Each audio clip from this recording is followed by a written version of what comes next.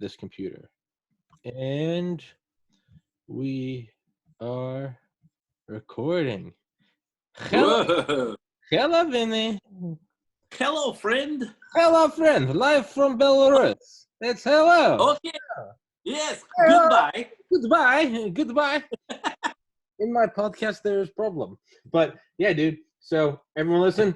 Episode 189. This is my buddy Vinny from work, and we might talk about wine. We might talk about Belarus or whatever the fuck we want to talk about. It's my podcast. Whatever the fuck we want. Yeah. Like Bam Margera says, I do whatever the fuck I want. Whatever the fuck I want. Yeah, dude. Forrest is gonna come on Wednesday, and we're gonna talk about Magic the Gathering, because he was showing me that he trades cards, dude, and makes like a ton of fucking money. Yeah, he got me into it for a little while. So yeah. Because he asked me yesterday, he's like, "Do you play it?" I was like, "No, I don't." And he said he was into it. I was like, "Oh, that's cool." And he's explaining it to me, but then he was showing me like trading, buying and selling them, and I was like, "Oh, you suave motherfucker." Yeah, he's making a killing off of it. I've made a couple bucks, but nothing like he does. Breaking it in. Yeah. He's gonna be the new Rudy. You ever heard of Rudy? No. He used to be like a trader in New York, and he just quit all that and invested all his money into Magic, and he's making bank. So Jesus Christ, it's Rudy. It's for everybody listening. How rude of me, Vinny. Introduce yourself. I'm sorry. I'm a yeah. My name is Vinny, and sometimes I have this accent, and sometimes I don't. Yeah. And that's all you fucking need. So that's all you need. I'm trying to get one.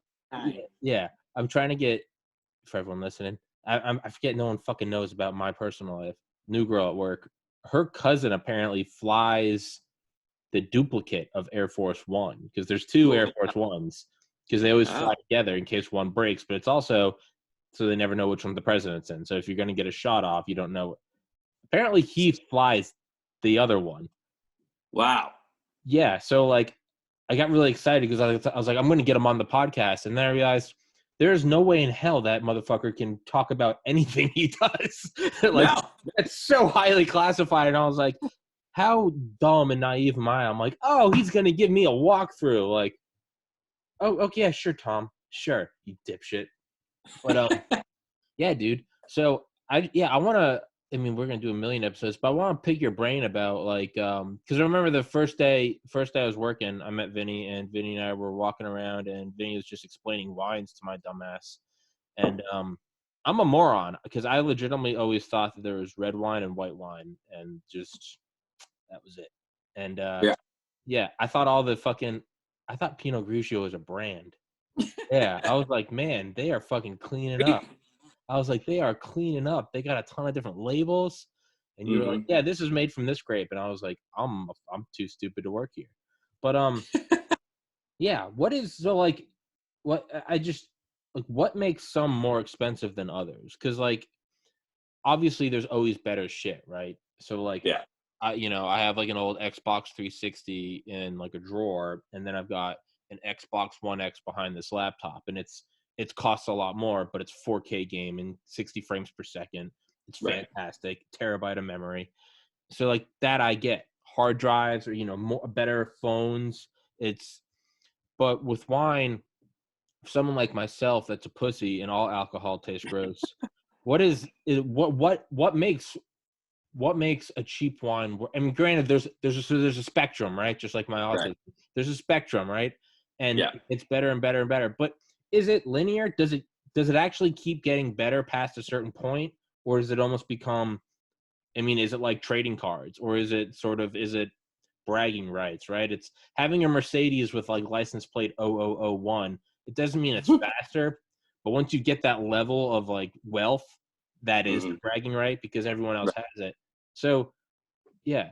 Well, does it actually get better? Like, I think it gets better as long as you've been established for X amount of time.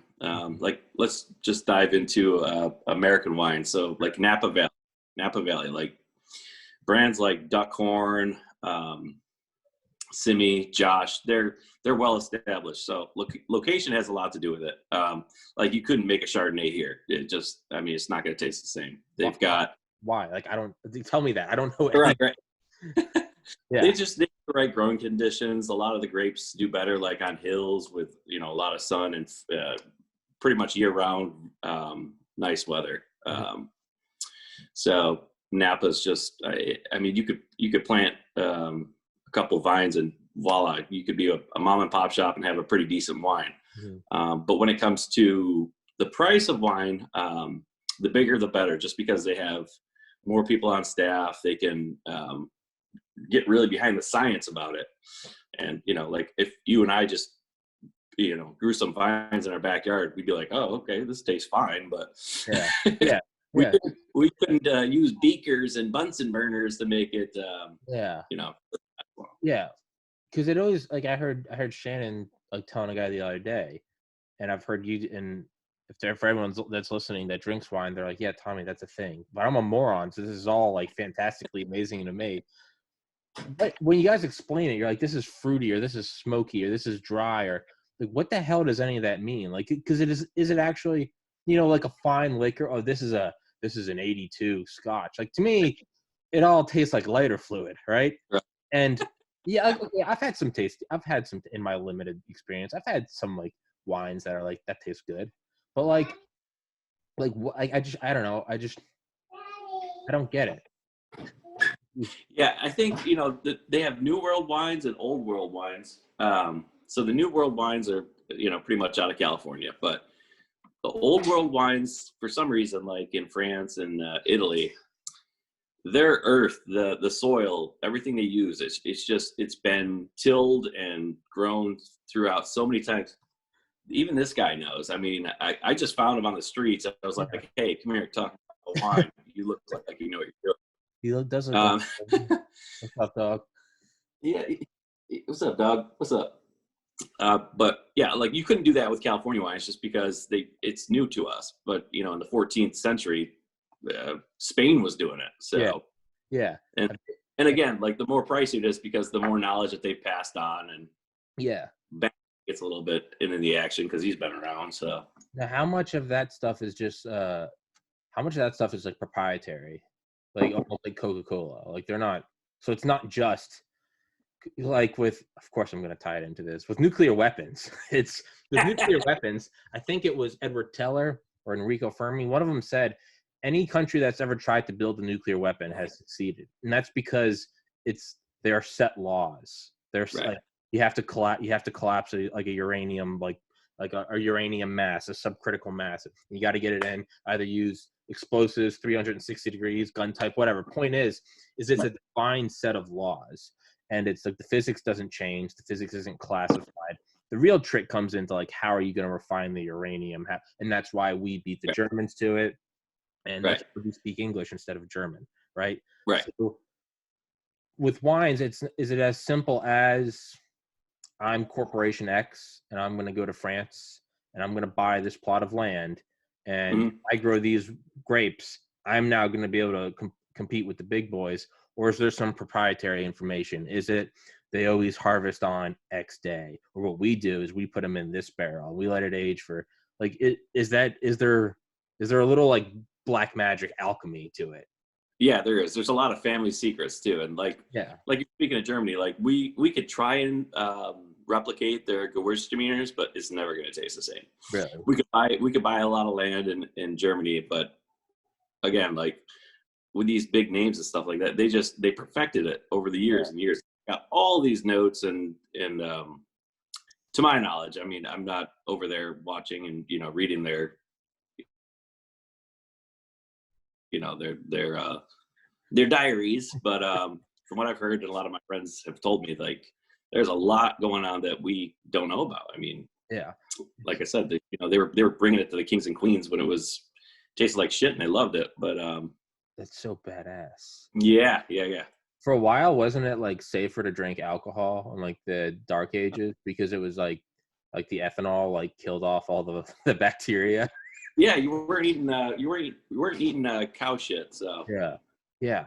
I was looking at the Kettle One bottle the other day. I was fucking stalking it. Literally from the first guy.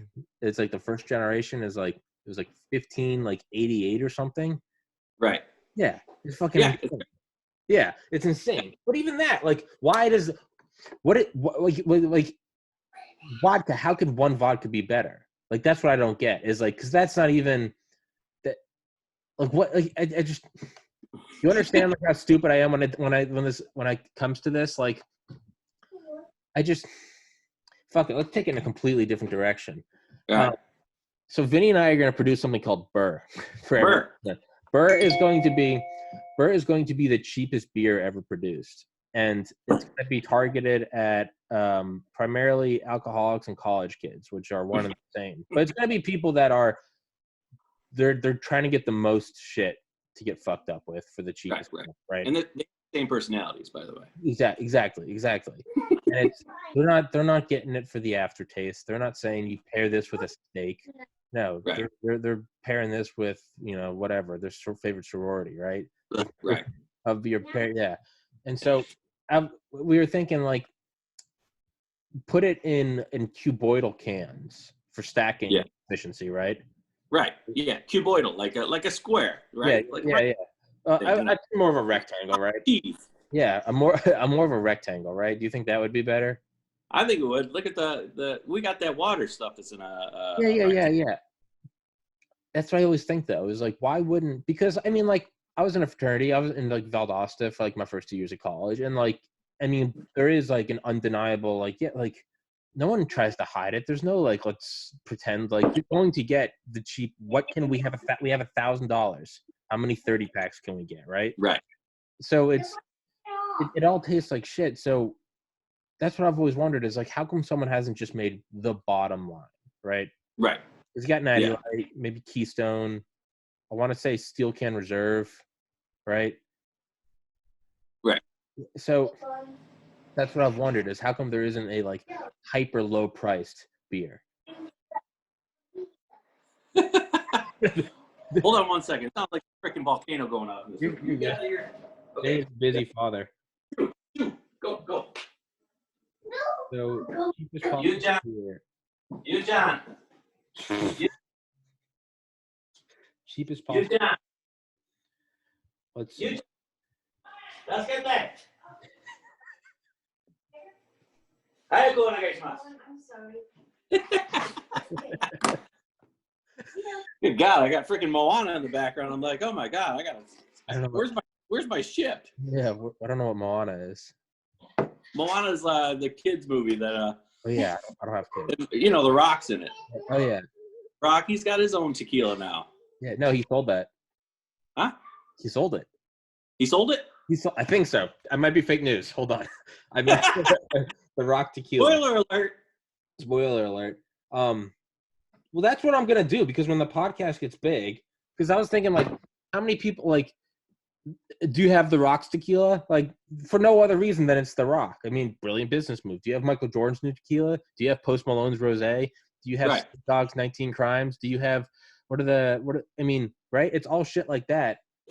No one's Conor McGregor. Didn't he have something? He had an Irish whiskey out, and what's his face? Kenny Chesney's got his own rum. That's what I'm saying. So like, even Secrets is a huge, for everyone listening, Secrets is a huge bar up here in Maryland. I worked there in 2011. It's one of the biggest bars in the nation, if not like the biggest. Yeah, top 10 in the East Coast. Yeah, I think it has to be higher up than that because they have their own radio station, their own hotel. When I worked there, I worked at bars and colleges, and there'd be like 3-4 of us on staff, right? Like bouncers. When I worked at Secrets, I mean, there'd be like 120 of us connected. Yeah, I mean, just to put that in perspective, we had earpieces, dude. This is in 2011. We had earpieces. Shit would go down we had waterproof walkie-talkies in our back pockets, and we would literally walk around fucking Secret Service, and we would just pin people. You'd be like, you see them? Like, I see them. Like, and it was just people around. Yeah, it was. I kind of felt like John Wick. I'd be like moving through the crowds, looking at people. The reality is like I didn't look at him at all. They're probably like, who's this fucking faggot dipping through the crowds playing G.I. Joe? But you shoot him with your squirt gun? Yeah. Oh, I squirted on him. It's dude, how many times you would just find people boning in the bathrooms, and you'd be like, Be like, ma'am, sir, can you guys just please stop? But yeah, I really want to go into that. Are you filming this? We can make some money. Yeah, exactly. Are you trying to get the Pornhub guy on? I'm trying to get him on. He's not responding to me. But you know what? Well, give me his number. I'll call him. Yeah, sir, I'm an avid user. It's it's about. I've explained this before. It's about a 95% ghost rate with potential guests on. It's about a 95% ghost rate with about a 5% response rate. Of that 5%, I'd say 1 of 5 actually do it. But yeah, so like Secrets. So that bar, SEA, CRETS, like they have, obviously we carry it. They have all their own liquors. But even that, like there's no, you're not buying Secrets gin or tequila or maybe I'm wrong. Is it like a cut above? It's pretty damn good because they actually do have like a group of scientists. Okay. Well, not a group. All right, one or two dudes that know what they're talking about. All right, well, fuck me. I'll shut up. But actually, that might be a perfect example. Yeah, you're right, because that's almost like, as I was saying it, I was going to be like, they don't have it figured out, but I was like, if there was a group that would figure out, what would it be? It would be a thing that existed for a while. Secrets is like moderately. It's been around for a while, right? He started just like a little shack and then just ended it. But like the distillery tour, I was blown away. I was like, I thought just like you did. Like, oh my God, is this like Bowman's vodka? No, they have all the, what is it, pH testing and all the beakers. The birds are in the back with their Yeah. Oh God, the alcohol content's too high. But it's get fired again. But it's what's the name of the owner? Do you remember? What's that? Leighton, yeah. Leighton I remember he used to ride up there when I worked there, 2011, and he used to ride up, and he would come out like 5, 6 p.m., 6, 7 p.m. Sun was setting. I don't know, 7, 7:30, and I'm just keep pushing back the time. It was like 8, 8:30. It was like 9 o'clock. It was 1 in the morning. It was noon the next day. It was tomorrow. But he would come up and he had one of those jet boats. Yeah. You don't actually have a motor that extends or droops down in the water. It's just 2 fucking jets in the back. So they're built for like rivers and like Alaska, so you can go upstream. I'm not bullshitting. They're meant for, you can use them in as little as 4 inches of water. Like that's what But he would always come in on one of those, all metal, and he would always have a couple of just jacked guys next to him, like Glocks on hips, and they would walk in. I wonder if am I framing him in a bad light? They used to. Am I about to get him on like tax evasion? No, I don't think he does that. Well, they would come in and they would get huge. Fuck it, I haven't worked there in 9 years. Then whatever. No such thing as bad press, unless I get fucking killed by one of his mercenaries. But I have mercenaries too, because I'm buddies with Delta Force guys. Let's go, Leighton. Fucking proxy war. Let's do it. Guy. I'm calling you out. But they used to go in. They used to get these big old duffel bags of cash, and then they would just walk out on the boat. And it was just like like the sea parted, and But I guess if someone had the money, right? Man, a lot of cash that these kids are carrying around. Yeah. So if you had, if you're gonna do it, you got to be walking in there just strapped. Those guys weren't the gay fuckers like us. We had our Peace Police shirts. No, that was a different tier. That was they would have shot us no differently than anyone else. But hi, Leighton, I work here. But hey, buddy, how's it going? How you doing, buddy, pal? But did I ever tell you about the fucking psycho I used to see there? There's this dude. Holy shit, this guy. How do I just? He had this like wiry. Like fro, and he was. This guy had to be in his 70s at the time. Damn. This is 2000. Still secrets. Rail thin, shorter than me. So I don't know. He's like, he had to be like 5'6", maybe. Yeah, he would come in, big Coke bottle glasses, just thick as fuck, right?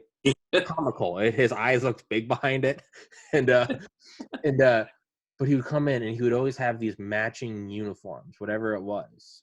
He had on he had dance shoes on that looked like bowling shoes, right? So let's say the suit was like the outfit was yellow. So he'd have on these like yellow leather shoes. Oh God. He'd have on these shorts that were like 1970s basketball like length. Like a couple inches past the dick, like right there. But they would be matching, like tight yellow. He'd have a big buckle on. He'd have this like, skin tight, like yellow vest, maybe a long sleeve, but it was all leather. And then he'd have on like a cap, like one of those, like, like extra, read up. What are those fucking caps called? You know what I'm talking about? Yeah. Yeah, but it'd be matching.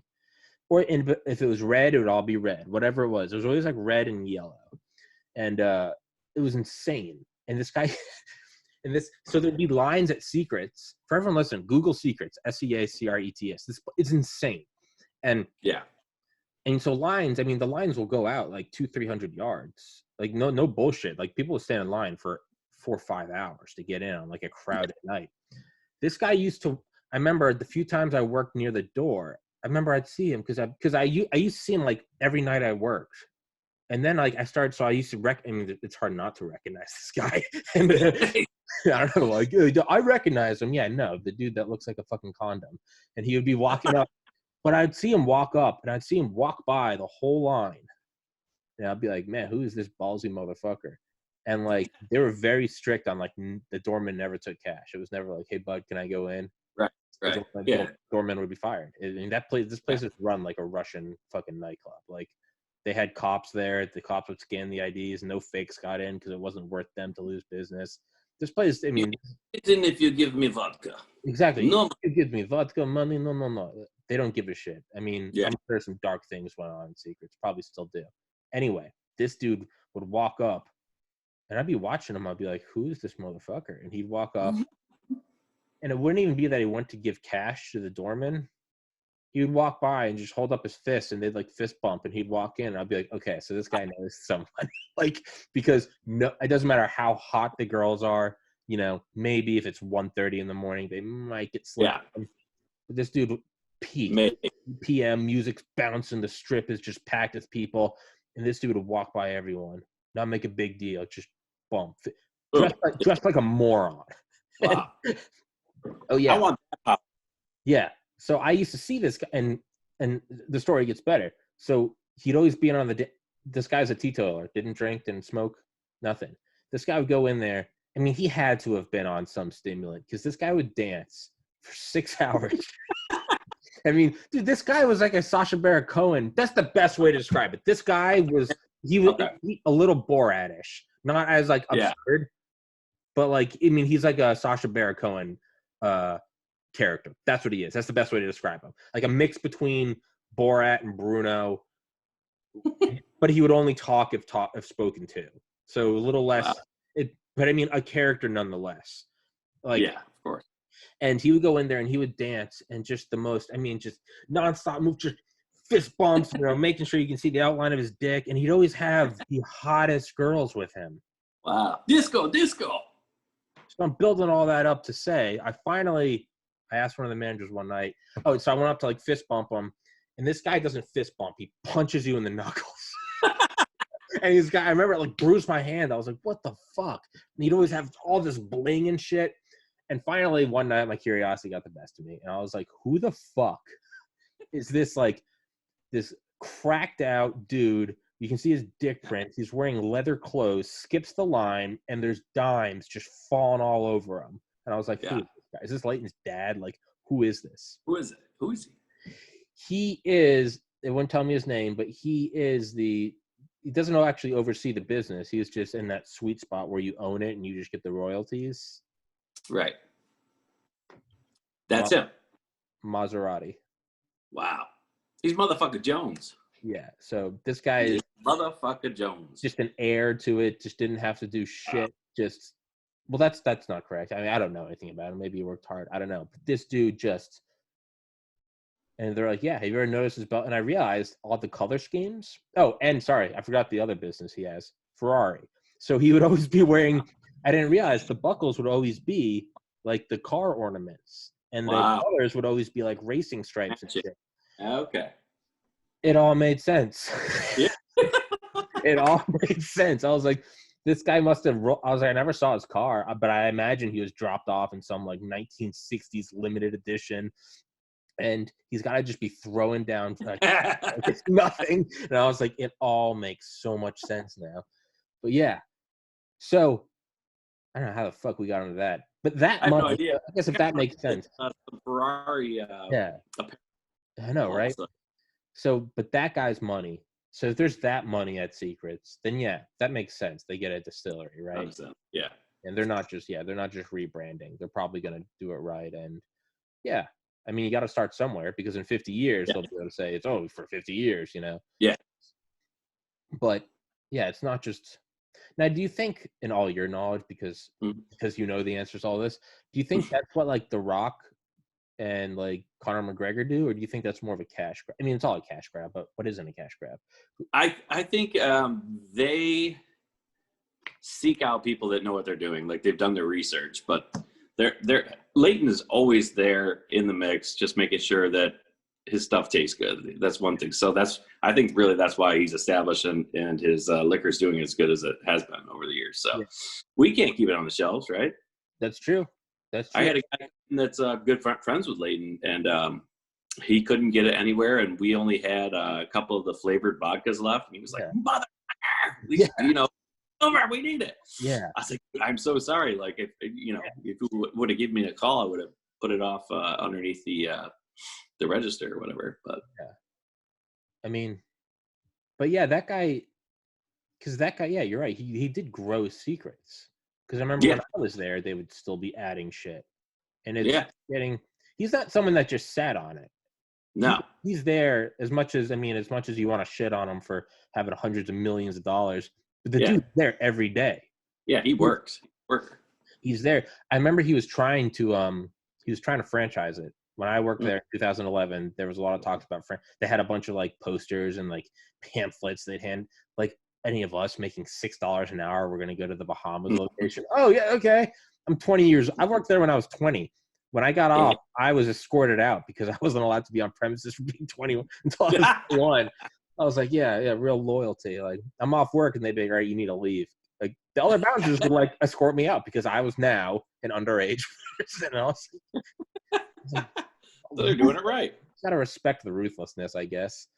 Yeah. Just milking for you are labor and nothing more. You are just you are cattle. But it's get here, you freaking get out of here. You have done job. You don't go away. You go away. That's where I met my original Bulgarian friends at Secrets. Oh, you told me about that. Ivan Georgiev, Georgiev, Ivan G. Look him up on Instagram. He was Mr. Bulgaria. He's 6'4". He's a professional bodybuilder. Every fucking year, he has a girlfriend that's somehow harder than the last. And nicest dude in the world is the next Arnold Schwarzenegger. It went Arnie, and then Arnie kind of unofficially handed off the torch to The Rock. I think The Rock will one day hand it off to Ivan. Like, no bullshit. And Ivan like went on Arnold's like pilgrimage. He like went because he lived in Europe. He was born born, but he went to like the towns Arnold grew up in, like the order he moved, almost like sort of Hajj. He went there and he was like, I need to walk in his footsteps. And the most intense guy. I love Ivan. I love Ivan so much. He actually came here for one Christmas in 2015. Didn't he try to marry a bunch of girls? What? Yeah. That's the Ivan moves quick. Like, I have a beautiful girl that wants to meet you. He's like, I propose. I'll be like, pump the brakes, man. Let's. But at the same time, man, maybe who am I to judge? Maybe that's why he gets what he wants. Is he just fucking? He just walks up to girls. He's like, you are a girlfriend now. Okay. But I remember girls at Secrets. He used to. I mean, it really was. Like, he would almost swat them away like flies. Like, it was, and it wasn't a show. He actually was annoyed because it would just happen so much. I guess after the 40,000th girl, he'd be like, please. He's all the time. Yeah. He's freaking barbarian. Ivan the Barbarian. Yeah. He came down and, no. He entirely believes that he's a reincarnated Viking. And he has a physiology and kinesiology degree. He's a smart guy. But he came down and stayed with me at UGA for a month because he wanted to see an SEC school at Georgia or in America. I remember he came down. Everyone thought he was like a new freshman running back or something. He'd be like, yeah. But I remember we finally taught him because Ivan was like, the girls were just like girls that like anyone else would crawl through glass for. Ivan would be like, kind of push him away. And finally, one of my friends down there, Tom, they're like, yeah, Ivan doesn't need these hoes. No. Well, I remember Ivan learned that line. And this is back, now it's 2020. Ivan speaks pretty much perfect English now. But it was still butchered. And I remember, so girls would come over and, we'd be at a bar or something. And they'd be like, so where are you from? And he'd be like, but he thought it was all as like formal as no thank you. He would just go, no hoes. He would just go, no hoes. Like, no hoes. Like, no thank you. No hoes. No hoes. no hoes. Thank you, though. No hoes. I mean, I'm Ivan. No hoes. No hoes. No hoes. I don't want no hoes. But it's so sweet. It was go, no hoes. And no. But I mean, downtown Atlanta, he and I went on this Ferris wheel because I guess we're gay as fuck, but we got in this, and then this girl was like, "Can I ride with you?" And Ivan goes, "No hoes." But you're like, Ivan, what are you doing? Yeah, I remember at Secrets. I remember this is back when I was like ripped. And I remember Ivan came up to me, and I'd never met him before. I'd never spoken to him in my life. This was 2011. He barely spoke English. I remember he came up to me, and almost like I was a jacket at a store. Remember, he like picked up my wrist and was like grabbing my bicep and my shoulder, and he's like turning it over. And he was like, you have good striation, good cut. And he like turned me around, looked at my back. He was like, oh, strong latissimus, huh? And I just remember I was like too scared to do anything. I was like, what the fuck is going on? My arm's off. He just picked me up and he looked at me. He was like, good. And I was like, who are you? But too scared, can't move. Yeah, dude, he was fucking insane. But I remember he and his friends used to walk home at night, and they'd walk like 20 blocks. And one night I was like, do you guys just want to ride? Like, I can give you a ride. And I remember they got in, and I played, actually, we were singing it the other night. I played Scotty Doesn't Know. And yeah. And I remember Ivan goes, great film, 2004 American film, great film. And I was just like, fuck yeah. And I remember I drove him home, maybe a minute and a half ride. And I remember like we pulled in. I didn't think anything of it. And I remember Ivan like grabbed my arm and he goes, we are brothers now. Oh shit. Well, it's 9 years later and we're still friends. Yeah. But he looked at me and he's like, we are brothers now. And I was like, okay. Vinny, so if I ever get in trouble. Well, so yeah, Vinny, if you can't tell, I don't shut the fuck up. You got to butt in. You got to throw bows and come in and talk. No, man, you're doing good. You're doing good. I vomit nonstop. Yes, they like little sissy girl. So, did you see how apparently it came out? It got leaked yesterday that there's a movement within Spotify that they want to start putting trigger warnings. What's that? On Joe Rogan episodes. Oh shit! Really? Apparently, be like, hey, at 11 minutes and 48 seconds, he says faggot. Okay, at an hour and 7 minutes and 20 seconds, he makes fun of fat girls. Trigger warning, so that if you are one of the affected groups, you don't get triggered. So they're gonna start putting trigger warnings. This is getting ridiculous, man. What's the price at which you sell out, though? Because he got $100 million. That would work for me. Yeah, that's I always look at it. I'm like, he's selling out, and I'm thinking, if someone was like, we're gonna sign Tommy's podcast for $100 million, but no more talking about war. You got to take down the American flag, and just all PC stuff. Wow, but that's 9 figures. I don't know, man. I might be like, sign me up. Yeah, I'll push whatever you want. I'll bring on whatever little Disney star you want. I'll push the new Ford, whatever. But it's a little sad, though, right? Yeah. It's a little sad to see that happen. I don't know, man. I don't know. I don't know. What? Yeah, I do. Yeah, I mean, I guess $100 million though, like, because at what point has it achieved its goal, right? Doing the thing. But by the time he started the podcast, though, he had just come off Fear Factor, and he said he already had like retirement money. Right. So it's not about the money, or it wasn't. I don't know, man. Part of me thinks you just got to burn it down. Yeah. I think you just got to go down swinging. Yeah. I don't know. Who knows, man? Maybe I'll get $100 million and I'll sell out immediately. Yeah. You don't know until you have that situation. Don't know until you have money, huh? Yeah, if you have money, maybe you buy your own country. Maybe own country, you have money, huh? It's, yeah, dude. I don't know, man. Do you think Rogan's gonna create his own liquor? He should. Do you think he's at that point? People, yeah. Why not? I feel like there's almost a threshold you have to get to, right? Yeah, definitely, absolutely. Yeah. Maybe he should make his own liquor. You know, like when I was in college, I made my own. It was for the fall. I made my own apple cinnamon wine. I didn't do it right because it was my first time like getting into wine, so it had like chunks in it. But you know, it's like my little garnish that's already. Hey man, isn't it? Don't they make wine in toilets in jail? Isn't there like what, toilet wine? Yeah, you can make it anywhere. Just gotta ferment it, get the right yeast and sugar. So do you have to use grapes? No, you can make it with anything that's edible. Really, why? Actually, grows the so we had like a challenge who had the best wine, and that was kind of like a part of the final exam. And a lot of people like didn't take the time to stir and use the what's it called? I can't remember the technical term. It was like a little strainer where you take all the excess stuff that's at the top out. So a lot of their wines turn to vinegar, but you can actually turn that into brandy. Okay. And there's behind that, and we actually tried the brandy that some of the misfit kids that didn't come in and do it right. We turned their crap into brandy. It was really good. How do you turn it into brandy? What is brandy? You basically you'll heat up the vinegar wine, and you have to have like the special beakers, and it basically drips. When it evaporates, it's at such a high alcohol percentage. It's like so wine is 15-16% alcohol. This will like double that, or triple it, so it's like 50%. Okay.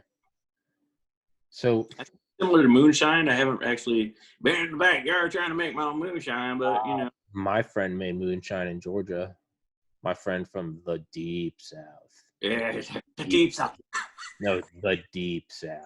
Like that's don't get. I mean, like his grandpa was like in the KKK, like straight up, like Ding, ding, ding, ding, ding, ding. and like playing the banjo. But I remember Grant brought up moonshine when I transferred to UGA. I remember he came up and brought it up. Tommy, I'm coming up this weekend. I was like, well, I guess you're coming up this weekend. You're probably just say, could you text that to me? Yeah. I'm already on my way. I'll be there in an hour. I'm like, well, I'm where you make it. I'm just almost naked. Yeah, I guess Grant's sleeping on my couch this weekend. I fucking all right. But I remember he brought these mason jars of moonshine, and I was shit. Yeah, I was like, all right, like okay, it might have methanol in it. I might go blind, but I was like, okay, let's try it. That was the weirdest thing I had ever had in my life. Yeah, I bet. Because, well, no, it's still like a head scratcher to this day, because it didn't taste like alcohol. And I don't mean like it was well mixed, like a nice girly drink or something. Because even the sweetest girly drinks, like you're still gonna get that like, that bite of vodka or something. Yeah, right. You wouldn't know. I mean, there was nothing. I don't mean there was a little. I meant there was nothing. Yeah. It tasted hot.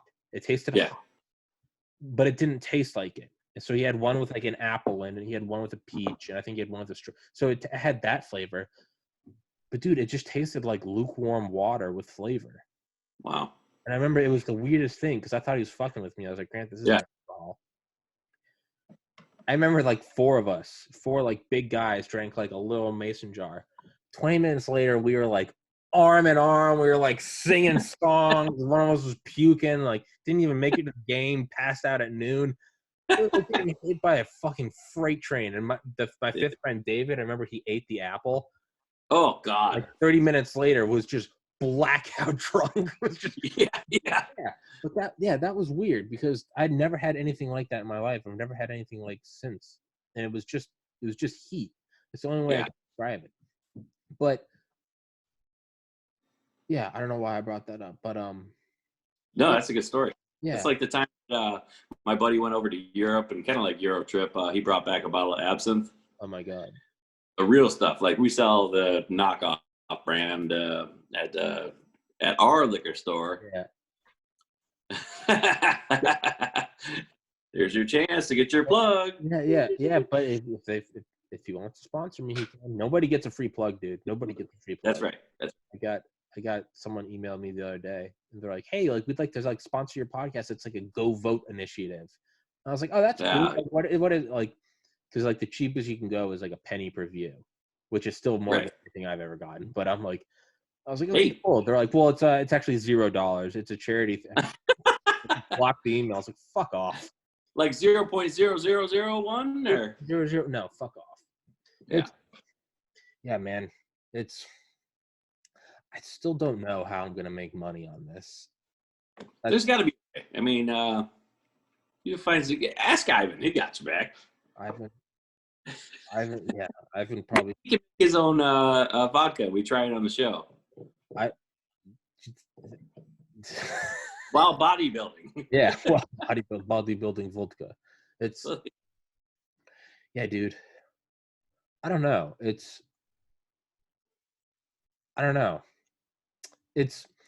I'm just trying to think of like all the like the liquors and shit, because they all do seem to be like, is that just a move where you just get your own liquor at a certain amount of wealth?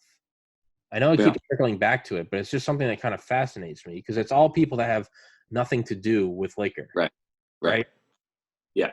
It just seems like if you put your name on it, right? Yeah, still got to taste good though.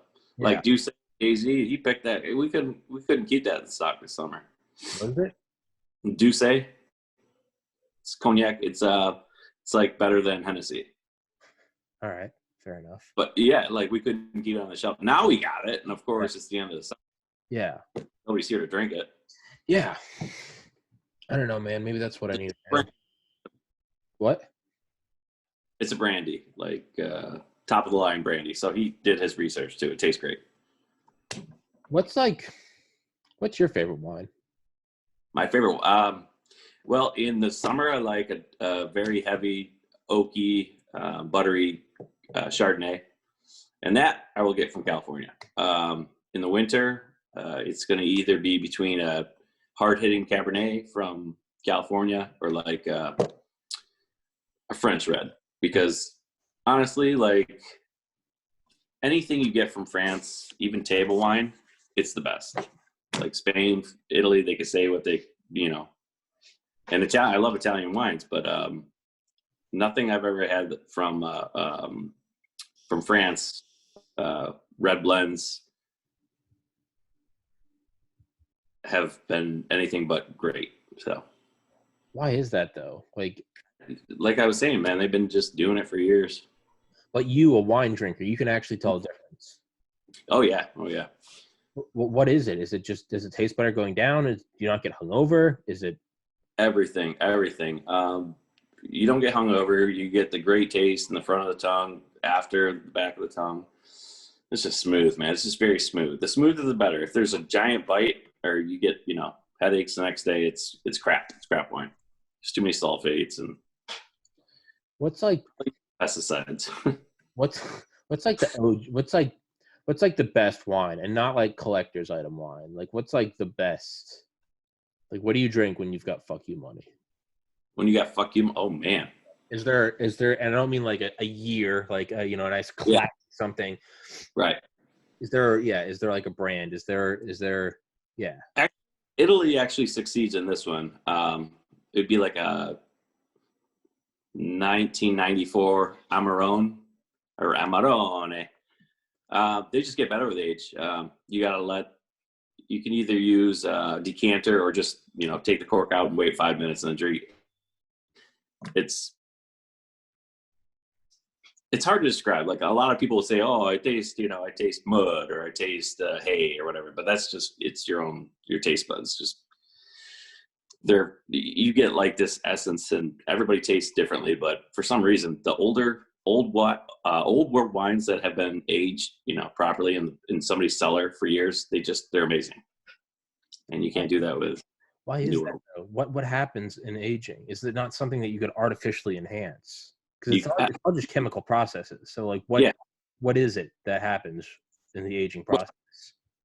Well, there's science to it. It's above me, but like in Italy and Sicily, even they grow their vines on the sides of old volcanoes, just because of that deep, earthy, ashy dirt soil. Like I don't know, there's something behind it that just for some reason they can just get better with age. But it couldn't be like artificially expedited. It couldn't be. There's a possibility. I mean, I'm sure you can throw some phosphorus N1G color red in there, but I don't know. I've never tapped into that side. I feel like if it was possible, someone would have figured it out and already made it. I bet you people have been trying to, but that's not a cheap process. That's not a cheap industry, is what I mean. No, and you can't, like you were saying, like you can get a plot of land over there, but who's going to work it? Yeah. So the closest thing we got, I think, is California, and it's on the north, southeast, western hemisphere, right? It's like facing that way. Yeah, it's facing that way. Did you do? What if you got sunlight, like nonstop sunlight, but it was freezing cold? Well, never mind, I wouldn't grow then. If I was thinking like top of Mount Everest, because I mean, there's nothing can possibly cast a shadow on it. It is the thing that casts the shadow, right? But what the fuck would grow up there? If you got like a greenhouse that's like heated or something, maybe. But again, who the fuck work there? Yeah. Well, I mean, you'd have to have fuck you money. That'd be something like Bezos would set up. And it could work. It could work because that's probably the right. Mars. Do you think there's going to be wine on Mars? Do you think they're going to develop Martian soil and then fly that shit back? Hell yeah. That's wine, bro. That will happen. That's my prediction. That is a flex. There'll be Martian wine. Yeah, you drink it and you start floating. Fuck you, Benny. I want to play basketball after or drink the marshmallow Mars wine. Do you think they'll grow pot on Mars? Maybe. I mean, I feel like you have to. You have to do something. It's untapped potential right there, bro. Do you think we're going to see that in our lifetimes? Do you think we're going to see Mars? I don't mean like physically be there. I mean, do you think that we're going to get there, like humanity? If we talk to the aliens that have, been frequenting the land, maybe. Do you mean the UFOs coming here? Yeah, they've been frequenting. They have been, and it's kind of creepy that it's been happening more and more and more. But isn't that weird that like the Pentagon can release like a statement that says like these are unidentified flying objects? But we got so much shit going on right now. People are like, meh. That's what I keep thinking of. It's like it almost feels like it's such a weird thing because like it's a real feeling. There's a New York Times headline that says we have recovered craft not of this world. Right. And it just kind of went under the radar.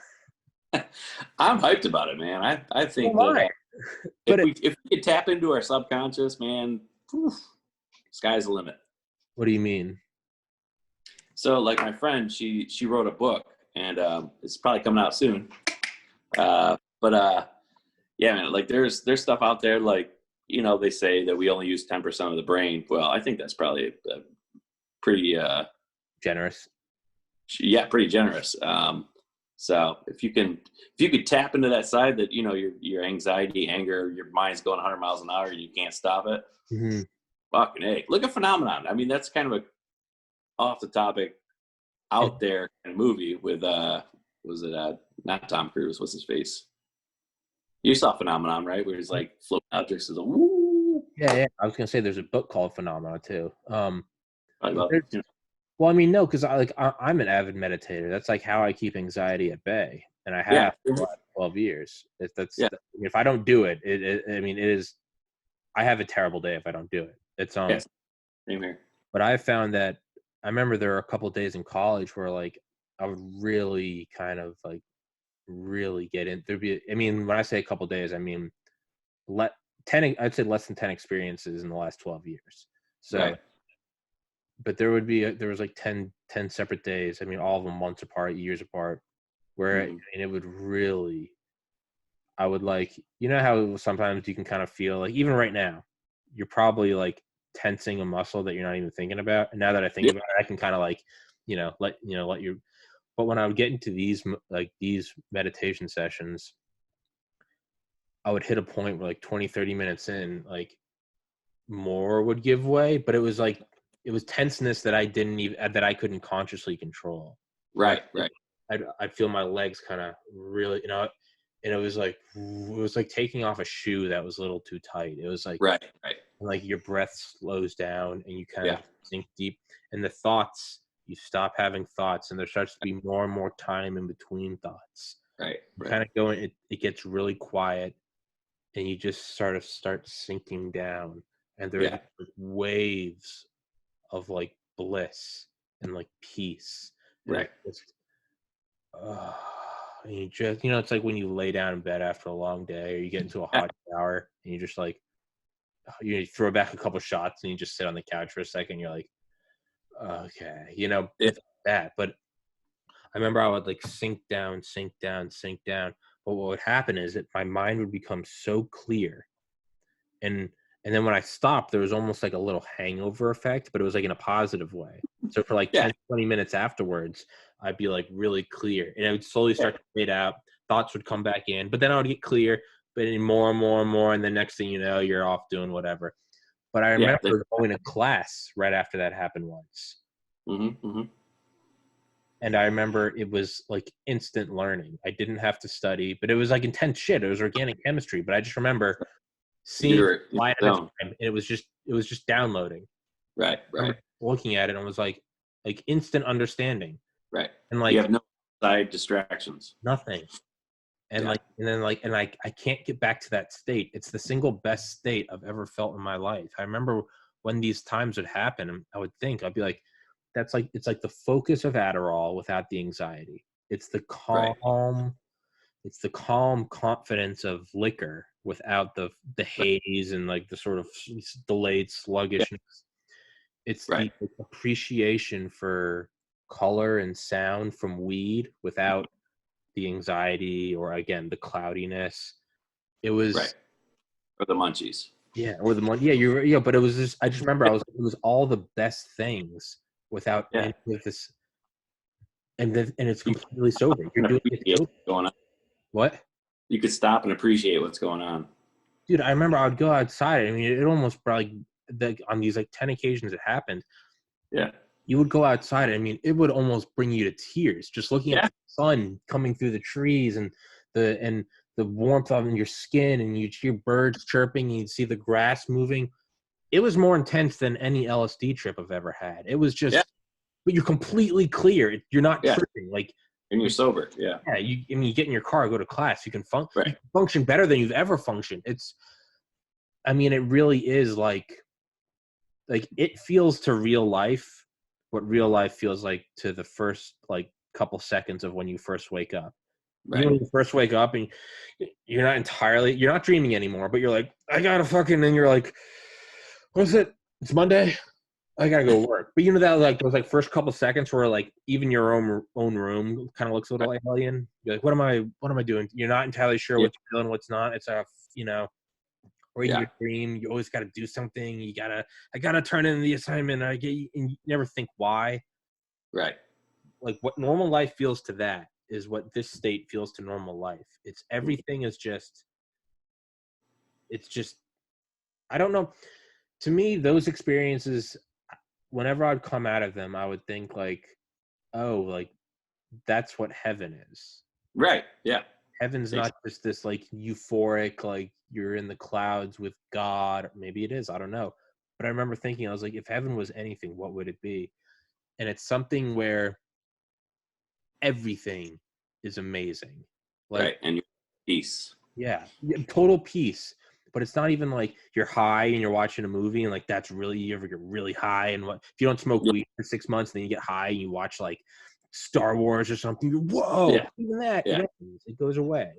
Right. In these states, I remember it's just simple shit. Going to Yeah. walk into the bathroom and open the door, and like how grateful I was. Like, here's this like shaped door with a metal lock forged from shit that's dug out of the ground, and you go turn the sink and you're like, here's fresh, clean water. And it was just like, I remember, I mean, everything was so like, I'm like, my feet are on a carpet. You're like, oh wow, like I'm not living in the jungle. You're like, I'm in this house and there's, you go outside and there's paved roads and you have a car. You can just sit in the seat and just go. You just got to turn the thing and you just, and effortless. And it's like, there is no like wanting or desire. You're just in total ecstatic bliss and appreciation of everything that exists. Yeah, and it's just extremely hard to get to that level. It's impossible. Hard to tap into. It's not impossible. Improbable. Not impossible. It's not impossible. It's improbable. It's not impossible. It's improbable. Bail out. But maybe later on when this book goes out, my friend, finally gets everything going, we can do another podcast about it. Please do. Oh, I still got you for 6 more minutes, so you're not bailing yet, fucker. Oh yeah, no, I'm good, man. You ain't going away, boy. Come back here. I'm sweet like pig. Tommy, I don't want to do the podcast anymore. I don't care, boy. But, it's yeah. But, oh, face. Shit. Yeah, but I just smoke this vape thing on here. It's just nicotine. You whatever you want. I don't care. It's fine. I'm trying to get back to the like you said, the at peace. Yeah. I've been thinking about that a lot recently because it's in college. I tried to get to that point every day, and every day. I would do your meditation every day. Oh yeah, when I say every single day, I mean every single day. And I'd work out as hard as I could. I had dumbbells. I'd work out in my room, and I kind of found like the harder and the more uncomfortable things I did in life, because it had happened 10 times between August 2010 and May 2013. It happened 10 times. So yeah, roughly twice a year, maybe 3 times a year for 3 or 4 years, and it hasn't happened since. But that also coincides with, I graduated college, lost my brother, and it kind of just went downhill from there. But when I was in college, I would work out every day. I mean, I would diet. I was always hungry, but I would always diet because it would like sharpen my mind. I only took cold showers. Like I was very strict with. I didn't drink. When I did, I went out and partied. But like that was like a semester. I found when I sort of like hardened everything in life. That's even then it only happened 3 times a year, but versus that hasn't happened once in the last 6 years or 7 years. Right. So it's like when you push closer to that, you're going into I think it's like a Buddhist preaching. It's like it's like, master, the fire is hot. How do we escape the heat? Or how do we escape the pain of the flames? And the Buddha says, go into the center of the fire. And it says, why? That's where it's worse. And he says, because once you're in there, everything else is less. Ooh, I like that. If you sit at the, or if you're in, or Winston Churchill, if you find yourself in hell, if you find yourself going through hell, keep going. Right. You got to go through the eye, and it's. Yeah. But I would find that, and it was, and on top of that, you and I, we're actually going to go a little past 2. Is that all right? That's cool. You go like 2:10, because now I'm getting in the zone of talking about this. It's like, you cool with that? 2:10? Yeah. No, I'm cool with everything, brother. Yeah, and so those were like the 10 experiences that happened. What would happen every day when I meditated was just a general kind of, I would just slow down the thoughts, and I would be like, don't think about, I have 4 more semesters of classes, and then I got to take the MCAT, and I got to get letters of recommendation. I would always just bring it down to, I would do what are we doing today? And I'd be like, I got to study for biochemistry. I got to study for organic chemistry. I got to go take a genetics test. Let's try to read a chapter of evolutionary biology tonight. Get in bed by 9. And I'd be like, I can do that. And that's what meditation did for me. It just slowed it all down. Sometimes I'd meditate multiple times in the day because I'd be doing schoolwork and I can't get this practice problem right. I'm gonna fail calculus. God, if I don't do well in calculus, this isn't gonna look good on my transcript. And then how am I gonna be a doctor? So I would sit down and I would just be like, just meditate. I'd be like, let's take another stab at it. Like, try it again. Yeah.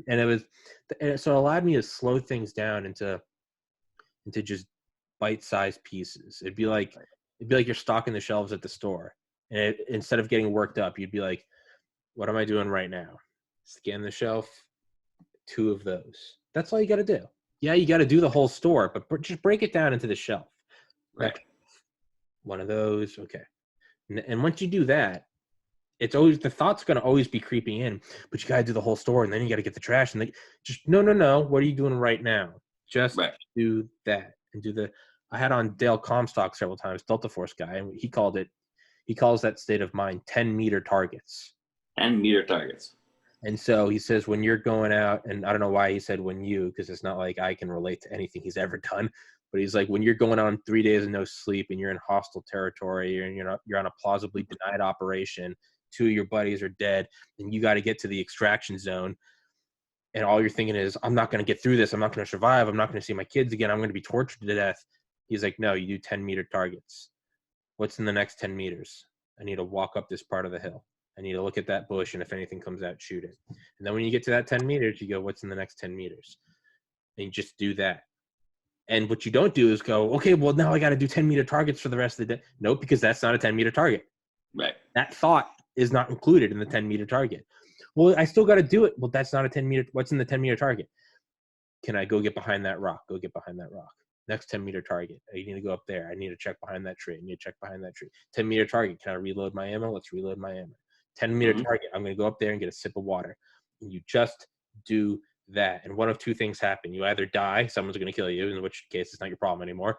Or 2, you eventually 10-meter target. And then next thing you know, he goes, and next thing you know, your 10-meter target is, okay, now I'm going to get to the back of the helicopter. And then you go, oh, I survived.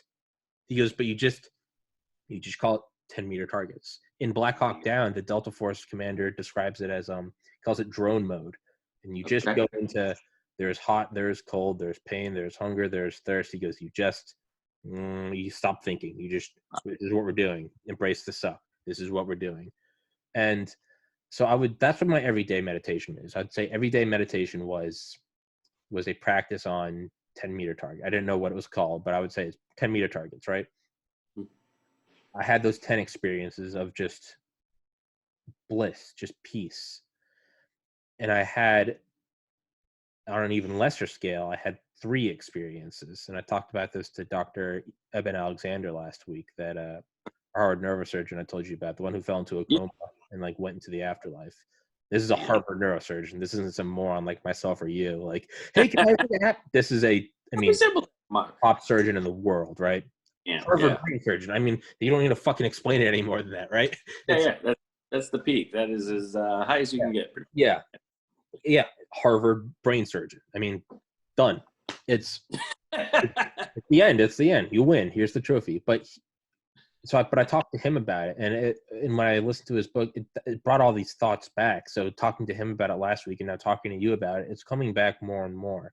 And I would say the last year of my life has probably been the best, from December until now. It's probably been the best stretch of time I've had since my brother passed. Well, that's good, man. 6 years. 6 years has been chaos, weight gain, drugs, alcohol, anger, hatred, blaming, manipulation, pushing of responsibility. It's everyone else's fault. Woe is me. Right. To admittedly getting better at it. I'd say 2014, 15, and 16 were the worst of those years. Moved home in 16. Yeah. I'd say 17 and 18, I was better at it, but I was still doing it a lot. Just, responsibility. Right. 15 even better.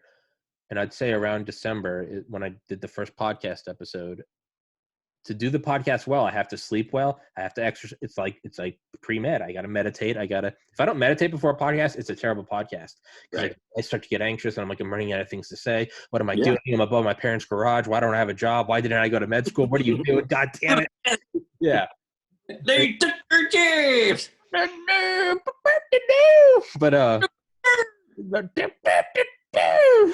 back to the pile. Back to the pile. We got under here. Yep. Actually, going to the Verizon store this morning, I saw one biker. I think Bike Week's over. I just saw one, Yeah. and it was like the lone. He got his dates mixed up. I'm getting off track. So the last 9-10 months, I've been getting.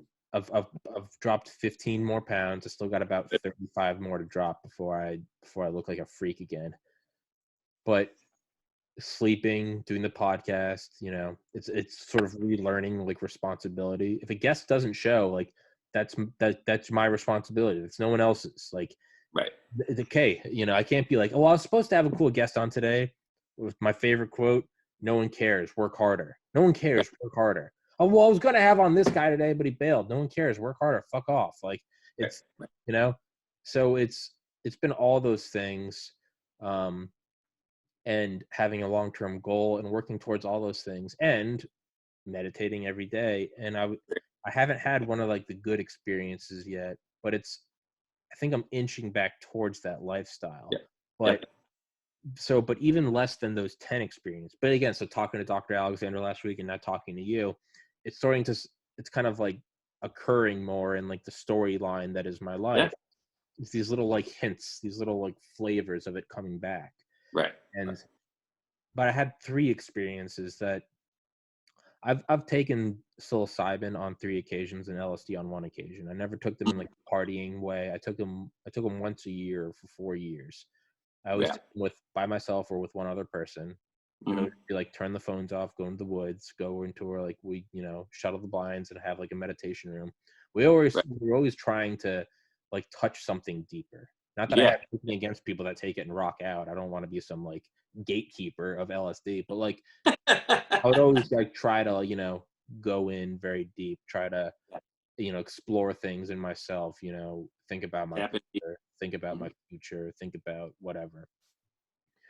These 3 experiences I had trump even any psychedelic, and again, completely sober. So unlike those 10 of like bliss, and another way to describe those 10 experiences is like everyday life is 720p like resolution. Those experiences are like 8K, like 8K, 60 frames per second. Like that's good. So it's everything's still the same. It's the same trees, it's the same car, but everything is just the audio's crisp. Instead of like a shitty laptop, you have like studio headphones on. Like that, life is an 8K with like high fidelity sound. Yeah, right.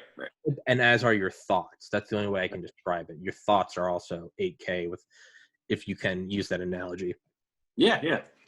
With these 3 experiences, though, I mean, it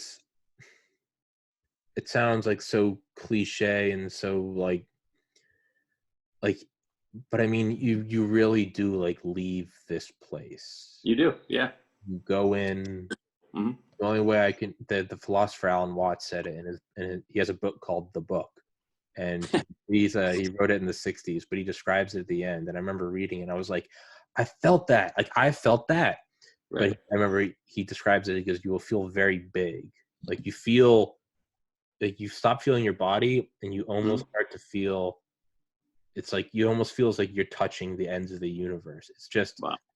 You get this feeling. The way I describe it is like it's like being in a gymnasium at night with the lights off and you're dribbling a basketball. You can't see it. You can just think about. Imagine like the bat. Yeah. You can almost get that sensation that you are in infinity.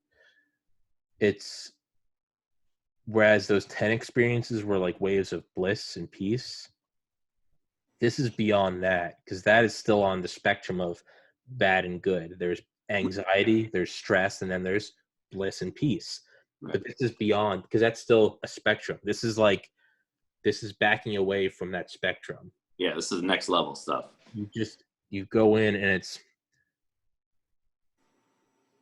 and when you're there, the only thing is like one thing you think, we don't even think, it just kind of happens is you go, The only thing I know is that I know I won't be able to think about this when I leave, because it's, it's like if a dog could temporarily come up to a human Yeah. and think about long-term relationships and jobs and the economy and COVID and the next laptop, and then it went back down to being a dog.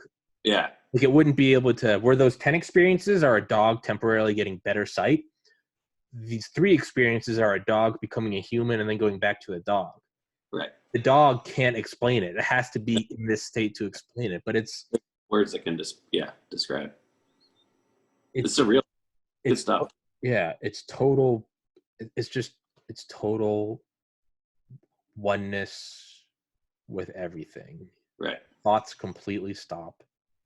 It's you get the feeling of like, oh, someone must have had this experience and then they wrote it down, and that's why we have the Bible or something. You're like Right. Someone touched this. Yeah. Do you know what I'm talking about, dude? Absolutely. And like I said, the book that's coming out, you really tap into your subconscious. So it's not easy, and once you get there, you want more. Yeah, the worst, and then you leave and you go. And Jim Carrey actually talks about meditating, and I remember listening to it. I was like, he's been there, and he says it, and he goes, and I've been trying to get back for 5 years. I just can't. And it's and he's extreme depression, man. But do it the only way, really.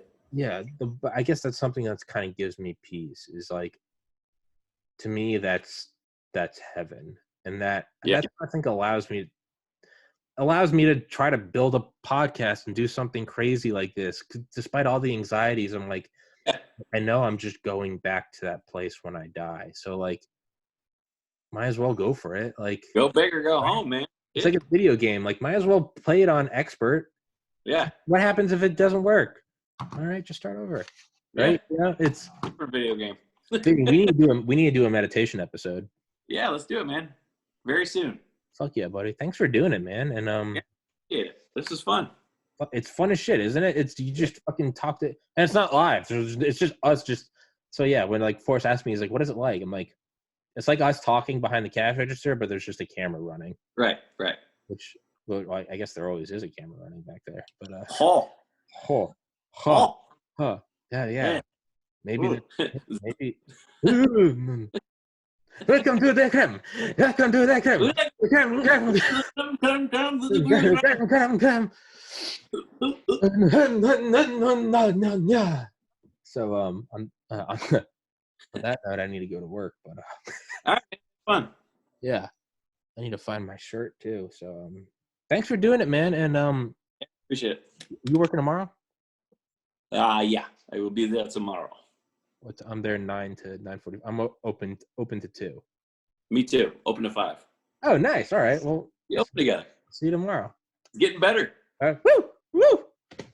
Goodbye, America. Goodbye. That came out wrong. What the fuck was that? Goodbye, America. The infidels will get their thank God it's not live. Take that out. You need to work on your outro, Vinny. Goodbye, innocence. Goodbye, Empire State Building. All right, Vinny. I'll see you tomorrow, my man.